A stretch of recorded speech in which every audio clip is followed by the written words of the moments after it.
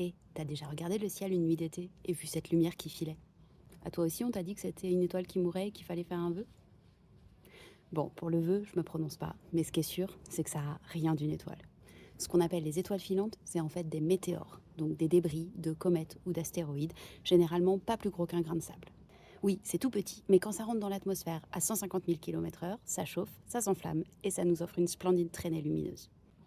Tout au long de l'année, la Terre croise ce genre de débris, et donc on peut observer ce qu'on appelle des météores sporadiques. Mais pour les voir, il faut un bon timing et beaucoup de chance. Mais régulièrement dans l'année, la Terre croise l'orbite de certaines comètes et leurs nuages de poussière. Et ça nous donne le spectacle qu'on appelle les pluies d'étoiles filantes. Comme l'orbite d'une comète reste la même d'une année sur l'autre, on la traverse toujours à peu près à la même date chaque année. Et il se trouve qu'on s'approche de la période où on va pouvoir en prendre plein les yeux. Le pic cette année, ce sera du 10 au 14 août. Tu te trouves un coin tranquille, loin des lumières de la ville, idéalement entre 2 heures et 5 heures du matin, et tu vas pouvoir observer des tas de débris de la comète Swift-Tuttle entrer dans notre atmosphère. C'est ce qu'on appelle les Perséides. Le nom vient du fait que les météores ont l'air de tout arriver de la constellation de Persée. C'est juste une illusion de perspective, mais au moins ça t'indique quel coin du ciel il faut surveiller. Les Perséides, c'est les plus connus, mais il y en a d'autres, comme les Léonides en novembre ou les Géménides en décembre. Bon, là j'avoue, pour rester dehors le nez en l'air à cette période, faut être motivé.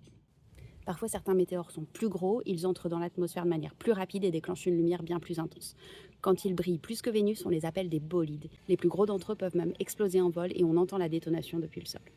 Petite info bonus, est-ce que tu connais la différence entre un météore, un météoride et une météorite? Eh bien, c'est juste une histoire de localisation.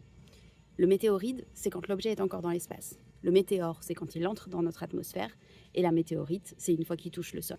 Et si c'est microscopique, on appelle ça des micrométéorites. Et il se trouve que la Terre en reçoit plus de 5000 tonnes chaque année. De la poussière spatiale répandue un peu partout. Peut-être même sur le pare-brise de ta voiture. Voilà, maintenant tu sais tout, les étoiles filantes n'ont jamais été des étoiles. Mais ça n'empêche pas de faire un vœu. Allez, lève les yeux, c'est la saison pour rêver.